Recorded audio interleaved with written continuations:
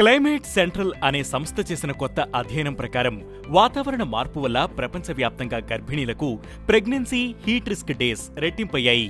దీనివల్ల అకాల ప్రసవాలు, గర్భిణీలకు తీవ్రమైన ఆరోగ్య సమస్యలు వచ్చే ప్రమాదం పెరుగుతోంది. గర్భం వల్ల వచ్చే సమస్యల కారణంగా 2023లో ప్రపంచవ్యాప్తంగా సుమారు 2.6 లక్షల మహిళలు చనిపోయినట్లు అంచనా. ప్రెగ్నెన్సీ హీట్ రిస్క్ డేస్ అంటే ఒక ప్రాంతంలో సాధారణంగా 95% రోజుల కంటే ఎక్కువ వేడిగా ఉండే రోజులు. వాతావరణ మార్పు ఊపిరితిత్తులు, మెదడు, గుండె వంటి ఆరోగ్య సమస్యలతో ముడిపడి ఉంది. కానీ అది గర్భిణీల ఆరోగ్యం, శిశువుల జననంపై కూడా ప్రభావం చూపిస్తుందని ఈ అధ్యయనం తేల్చింది.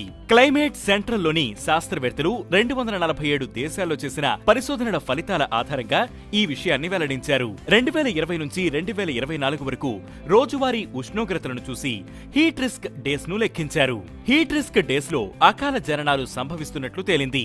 ఇలా వాతావరణ మార్పు గర్భిణీలను ఎలా ప్రభావితం చేస్తుందనేది నిరూపించిన తొలి అధ్యయనమిది.